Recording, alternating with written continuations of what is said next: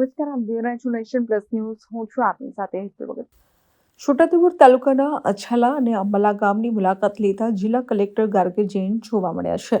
ગ્રામજનોના પ્રશ્નો સાંભળી નિયમાનુસાર કાર્યવાહી કરવા સૂચના આપવામાં આવી છે. છોટાઉદેપુર જિલ્લાના છેવાડાના ગામોના વિકાસ અને સ્થાનિક સમસ્યાઓના ત્વરિત નિરાકરણ માટે જિલ્લા કલેક્ટર ગાર્ગે જૈને છોટાઉદેપુર તાલુકાના અછાલા અને અંબાલા ગામોની રૂબરૂ મુલાકાત લઈ ગ્રામજનો સાથે સીધો સંવાદ કર્યો હતો.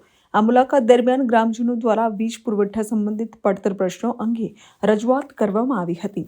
કલેક્ટરે આ રજૂઆતોને ખૂબ જ ગંભીરતાપૂર્વક સાંભળી હતી અને ઉપસ્થિત વીજ વિભાગના અધિકારીઓ સાથે સ્થળ પર જ ચર્ચા કરી હતી. તેમણે ગ્રામ્ય વિસ્તારમાં નિયમાનુસાર સતત વીજ પુરવઠો મળી રહે તે માટે ટેકનિકલ ખામીઓ દૂર કરવા અને જરૂરી કાર્યવાહી કરવા સૂચના આપી હતી.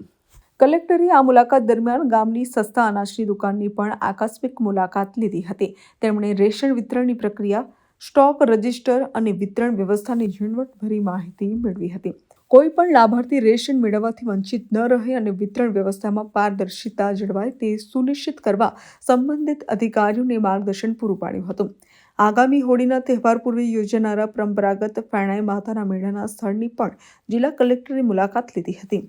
મેળા દરમિયાન આવતા શ્રદ્ધાળુઓ અને નાગરિકોને પ્રાથમિક સુવિધાઓ મળી રહે તથા સુરક્ષા અને વ્યવસ્થા જળવાય તે સંદર્ભે પ્રાથમિક નિરીક્ષણ કર્યું હતું.